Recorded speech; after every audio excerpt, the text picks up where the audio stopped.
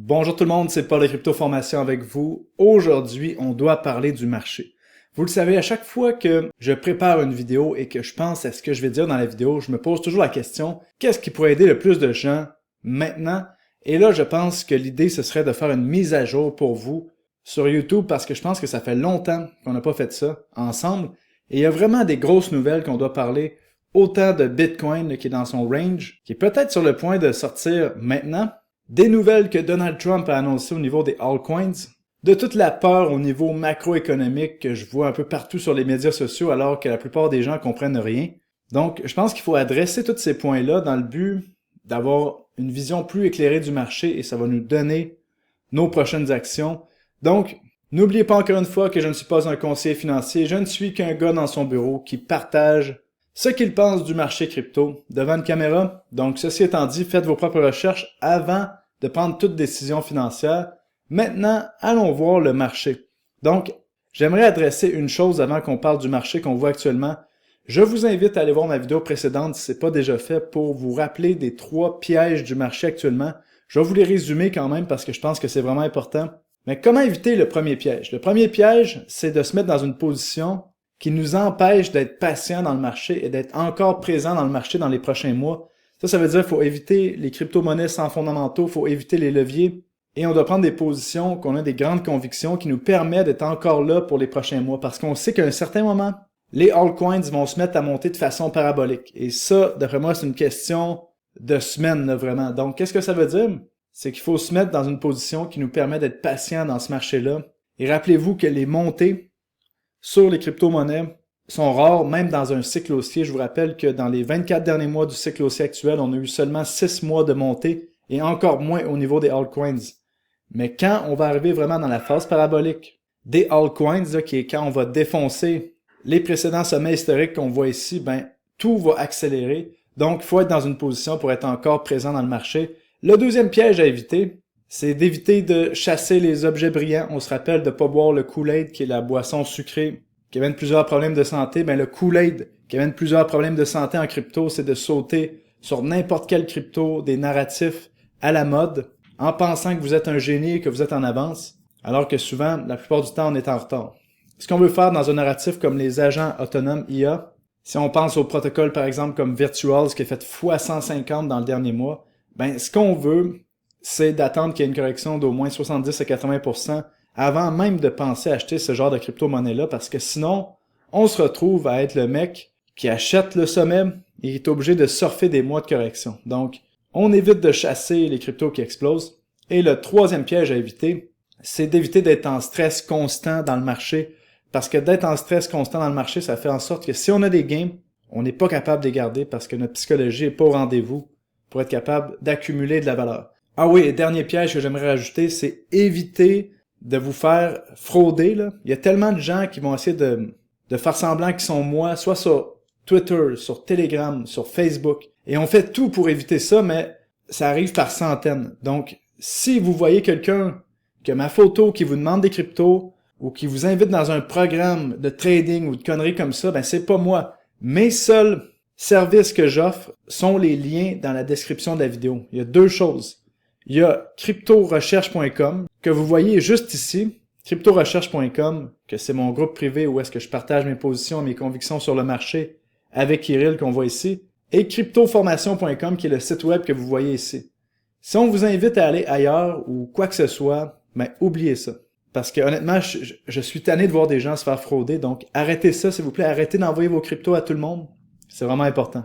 Donc, maintenant parlons du marché. On voit que Bitcoin nous a fait une consolidation là depuis le mois de novembre entre les, disons, 89 000 et 105 000 $. On a eu un sommet le 17 décembre autour des 108 000 $ sur Bitcoin. Actuellement, qu'est-ce qu'on est en train de voir? On voit que Bitcoin est à moins de 5% de son sommet historique. Par contre, on est toujours dans un range.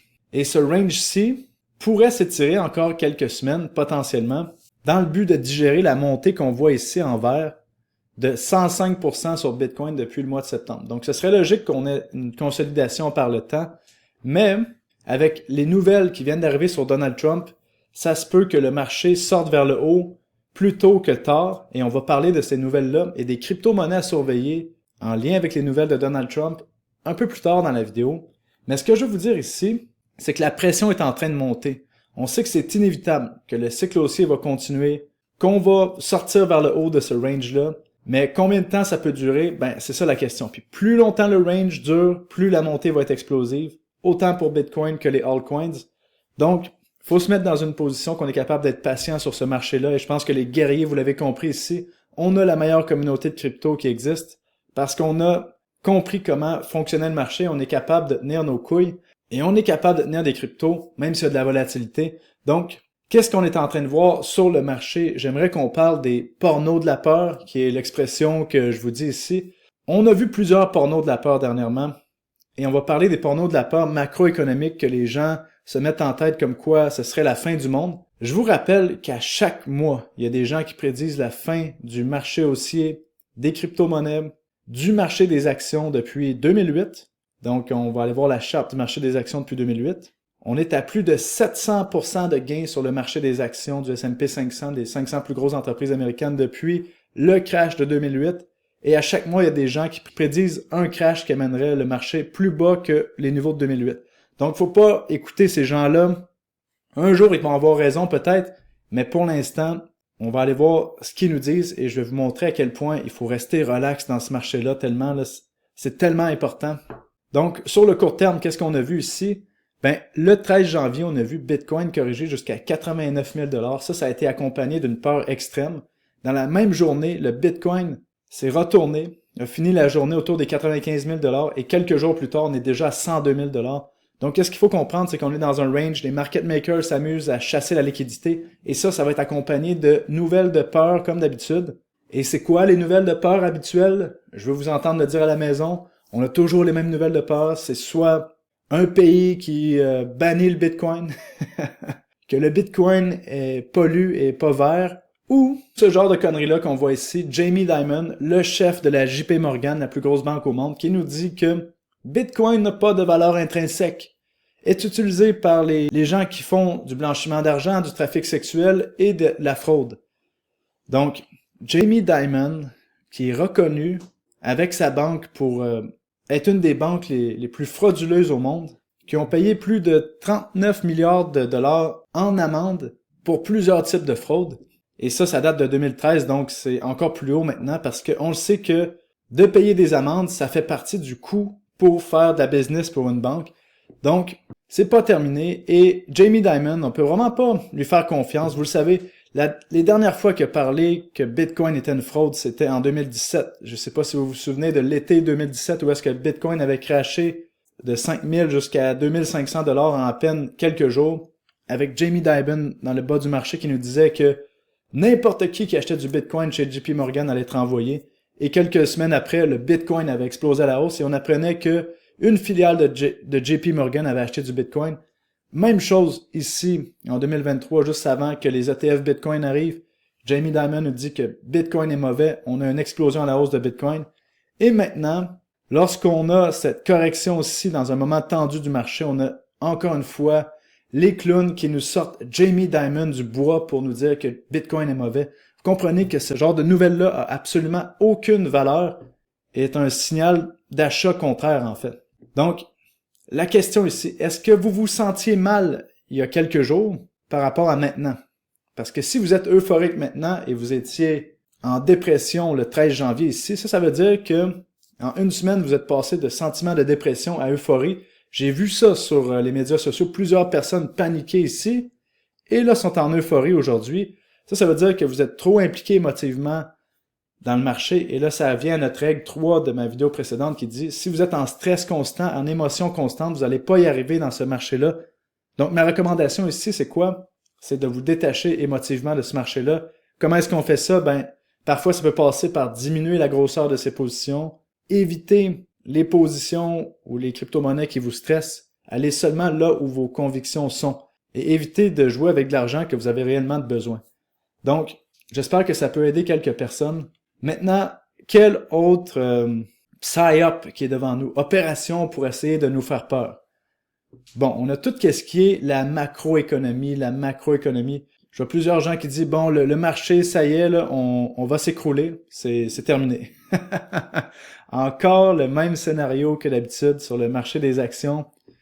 On a vu les taux d'intérêt sur le marché de la dette, les bons du trésor 10 ans américains augmenter. On est presque au sommet de 2023 ici. Et ça, qu'est-ce que ça veut dire? Ça veut dire que la valeur des bons du trésor, qu'on voit ici, les bons du trésor 20 ans, le TLT, là, ça c'est l'ETF, sont en train de diminuer. Ça, qu'est-ce que ça veut dire? Autrement dit, c'est que personne veut acheter de la dette américaine en ce moment.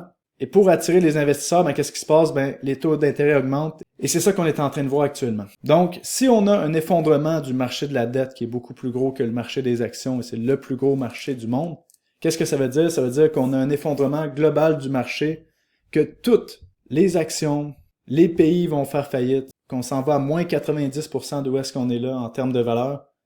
Donc, pensez-vous vraiment, c'est la seule question que vous devez vous poser, pensez-vous vraiment que les pays et les banques centrales sont prêts à laisser tomber leur vache à lait maintenant, qui est le marché des actions, l'imprimante magique à argent, aujourd'hui comme ça, là, alors que ce truc-là leur permet de générer des milliards de dollars année sur année? Pensez-vous vraiment que les pays vont décider de faire faillite sur leurs dettes, comme les États-Unis, ou tout simplement ils vont se mettre à imprimer de l'argent magique comme d'habitude et faire en sorte que le marché continue de monter dans une belle tendance à 45 degrés comme ça? Et là, j'en avais parlé dans la dernière vidéo. On vous dit en plus, le dollar est trop fort, c'est sûr que les actifs à risque vont corriger comme Bitcoin et le marché des actions. La dernière fois que Donald Trump était arrivé au pouvoir, il avait annoncé qu'elle allait diminuer la force du dollar. Et qu'est-ce qu'il a fait? Lorsqu'il est arrivé au pouvoir, la force du dollar américain a diminué. Et ça l'a amené le plus gros cycle haussier qu'on a jamais vu en 2017. Et là, on a Donald Trump, en janvier, on va changer ça, 2025, qui nous dit la même chose. Donc, pensez-vous que le dollar américain va rester haut ou il va descendre, qu'on va réimprimer de l'argent pour acheter nos propres bons du trésor, comme qu'est-ce qu'on fait depuis 2023? Franchement, là, les gens qui sont dans le porno de la peur, arrêtez ça, là, c'est complètement ridicule. Vous pouvez rester là-dedans. Mais moi, qu'est-ce que je pense, c'est que le marché s'en va plus haut à partir de maintenant. Et que les corrections, peut-être qu'on va voir ça plus tard, fin 2025 et 2026. C'est mon opinion. Faites-en ce que vous voulez. Mais moi, mes convictions et mes actions sont dans le sens que le marché s'en va plus haut et que la force du dollar va diminuer dans les prochains mois. Donc maintenant, on doit parler de Donald Pump et non Donald Trump, parce que Donald Trump va faire pomper nos cryptos, donc on peut l'appeler Donald Pump pour les prochains mois.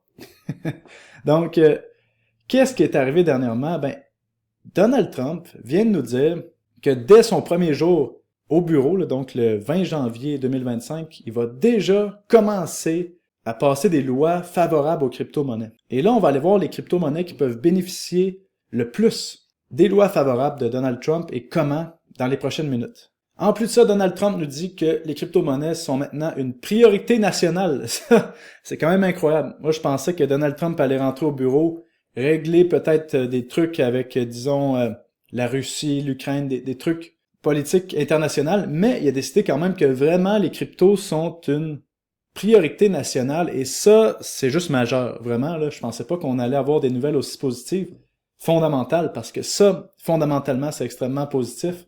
En plus de ça, qu'est-ce qu'on a vu? Ben, on a vu deux nouvelles majeures. On a vu que Donald Trump est ouvert à l'idée d'établir une réserve nationale de crypto-monnaies qui sont basées aux États-Unis, comme Solana, XRP et d'autres crypto-monnaies qu'on va voir un peu plus tard dans la vidéo. Et que sur les crypto-monnaies, que leur quartier général est basé aux États-Unis, les gens qui l'achètent et qui font des gains, il n'y aurait possiblement aucun impôt à payer.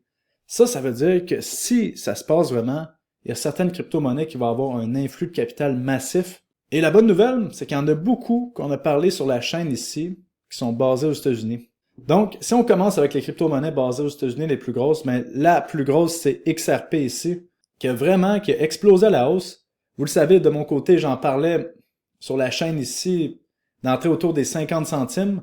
Et là, on est à 3,24 $. Donc, vraiment, pour les gens qui ont pris ce trade-là, bravo à vous. De mon côté, j'ai sorti un peu trop tôt pour acheter d'autres crypto-monnaies parce que XRP, c'est pas une des crypto-monnaies que j'ai les plus hautes convictions. Mais quand on voyait le pattern que je vous montrais ici, avec les 7 années de compression majeure, sous forme de triangle comme ça, à un certain moment donné, la pression s'accumule et on explose à la hausse, et c'est ça qui est arrivé.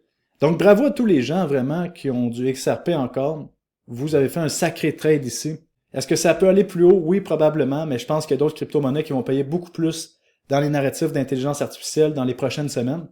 Donc, pour moi, si j'avais encore du XRP, je commencerais à faire une rotation dans les meilleures crypto-monnaies du narratif d'intelligence artificielle comme BitTensor, Render, Near. Selon moi, il y a plus de gains à faire de ce côté-là. Mais bravo vraiment pour ce trade ici. Donc, quelle crypto-monnaie pourrait être une réserve nationale aux États-Unis si vraiment ça se passe, autre que Bitcoin? Parce que potentiellement qu'on va avoir une réserve nationale de Bitcoin dès 2025. Et là, la question c'est est-ce que les États-Unis vont acheter du Bitcoin sur le marché ou tout simplement nationaliser les réserves qu'ils ont déjà de 198 000 Bitcoins, si je me souviens bien. D'après moi, ce qu'ils vont faire, c'est qu'ils vont nationaliser ce qu'ils ont déjà pour la première année et par la suite, ils vont commencer à acheter du Bitcoin. Donc, c'est tellement positif pour le marché, c'est hallucinant. Donc, les autres crypto-monnaies qui pourraient être dans une réserve nationale, disons, si ça arrive vraiment des États-Unis, on a Solana qui est basé aux États-Unis, qui va avoir son ETF probablement le 25 janvier. On a, croyez-le ou non, Cardano qui est basé aux États-Unis, qui risque d'aller plus haut aussi. On a Chainlink, vraiment une autre crypto de mon portfolio que j'adore. Et certaines lignes intéressantes que j'ai déjà parlé sur la chaîne, que vous allez reconnaître, comme Near Protocol ici, qui est une crypto-monnaie, une plateforme de contrat intelligent, mais aussi dans tout ce qui est l'intelligence artificielle maintenant. Donc, technologie incroyable qui peut faire des énormes gains pour la suite, surtout s'il n'y a pas de taxes en plus sur les crypto-monnaies, basées aux États-Unis. Croyez-le ou non, on a aussi Render, donc ça peut exploser beaucoup plus haut qu'on pense, parce que là, vous voyez un market cap de 4 milliards de dollars, mais comprenez que si on dit qu'il n'y a pas de taxes sur les crypto-monnaies qui sont basées aux États-Unis, puis qu'on imagine potentiellement une réserve nationale de crypto, bon, je pense pas que les États-Unis vont acheter du Render ou du Near, mais l'idée que les États-Unis pourraient le faire peut amener les prix beaucoup plus haut. C'est la rumeur qui compte, c'est pas vraiment l'action. Donc un market cap de 4 milliards de dollars, c'est complètement ridicule lorsqu'on parle d'une crypto-monnaie qui pourrait avoir ce genre de rumeur-là. Parce que regardez ce qui est arrivé là, sur XRP, on est maintenant à 185 milliards de market cap. Il y a à peine 3 mois, on était à 29 milliards de market cap ici. Donc les choses peuvent changer extrêmement vite et aller beaucoup plus haut qu'on pense. On a Algorand aussi qui est aux États-Unis si on continue la liste. Et si on pense à d'autres crypto-monnaies intéressantes, on pense à Akash aussi qui est basé aux États-Unis. On a Hundo, Injective qu'on voit ici, Reserve Right Token, donc Hundo on le voit ici, et le bon vieux Reserve Right Token que je vous parle sur la chaîne. Donc, on a plusieurs crypto-monnaies que je vous parle depuis longtemps sur la chaîne ici qui sont dans le bon bateau, et ça c'est extraordinaire. Si vous voulez voir la liste complète des crypto-monnaies qui sont basées aux États-Unis, ben je vous invite à vous abonner à cryptorecherche.com pour la suite. Le lien est dans la description de la vidéo. Autre chose que tout ça va amener, imaginez qu'il va y avoir des lois favorables sur les crypto-monnaies dans les prochains jours qui s'en viennent. Donc, qu'est-ce que ça veut dire, les lois favorables? Ben, ça veut dire que certaines compagnies, comme on a vu ici Coinbase, qui vous permet maintenant d'avoir des prêts adossés à du Bitcoin. Qu'est-ce qu'on n'avait jamais vu avant dans une entité centralisée. C'était possible en finance décentralisée, mais pas dans une entité centralisée. Et ça, c'est majeur. Ça veut dire que Bitcoin devient un actif sur lequel on peut emprunter dans une boîte centralisée. Et d'après moi, ça va se répercuter de plus en plus dans d'autres plateformes centralisées. Ça veut dire qu'à la fin du cycle haussier, certaines personnes, qu'à la place de vendre, vont tout simplement emprunter sur leur Bitcoin. Bon, ça amène beaucoup de levier dans le système, mais ça peut causer un crash massif. Mais d'un autre côté, énorme amélioration. Et on va utiliser le protocole Morpholabs, qui est une des cryptos que j'ai acheté autour des 1,22 ici sur Crypto Recherche et que je vous parle sur mon compte X, le Twitter, depuis très longtemps. Comme vous voyez ici, déjà depuis le mois de novembre. Donc, si vous voulez des fois des nouvelles plus rapides gratuitement, n'oubliez pas de vous abonner à mon compte Twitter ici, Paul CryptoNord, CryptoFormation. Pourquoi CryptoNord? Parce que je pense que les cryptos s'en vont vers le nord. Et qu'est-ce qui pourrait arriver si on a des lois favorables aussi au niveau des crypto-monnaies, qu'on n'a pas la SEC qui met des bâtons dans les roues à toutes les cryptos en disant que c'est des securities? Eh bien oui, vous l'avez deviné, on va activer la fee switch. Ça veut dire qu'il y a plusieurs protocoles qui font beaucoup d'argent, mais qui peuvent pas le donner aux détenteurs de tokens cet argent-là parce que c'est illégal en ce moment, avec les lois sur les securities, de donner des dividendes à des gens qui possèdent des tokens. Mais ça peut changer extrêmement rapidement. C'est pour ça qu'on vous parle de plus en plus de fee switch. Donc, ce que je vous recommande, c'est d'aller sur tokenterminal.com, regarder les crypto-monnaies qui génèrent les plus gros frais et qui donnent pas ces frais-là aux détenteurs de tokens. Donc, je peux vous en nommer quelques-uns ici. On a AV, Jito Et si on regarde au niveau des NFT, mais la plateforme Blur est vraiment intéressante. Donc, si on a la fee switch qui est activée suite aux réglementations positives, on va voir ces crypto-monnaies-là exploser beaucoup plus haut. Et encore une fois, on a beaucoup d'argent à faire là-dessus. Donc, je vous ai parlé de plusieurs altcoins. Pour la suite des choses ici, je pense que on peut avoir peut-être encore quelques semaines de consolidation, mais somme toute, ce qui va arriver, c'est que les crypto-monnaies vont être beaucoup plus hautes d'ici la première moitié de l'année 2025, selon moi. On a vécu une correction vraiment pour nettoyer le marché dans les derniers temps, et là, je pense que le marché est prêt d'être nettoyé. Il nous reste peut-être encore quelques semaines, mais après, vraiment, accrochez-vous parce qu'on va avoir la phase parabolique à proprement dit. Donc, portez-vous bien d'ici là. On va se revoir dans une prochaine vidéo. Vous et moi, les guerriers. Donc, restez forts. Force à vous tout le monde. Salut. Bye bye.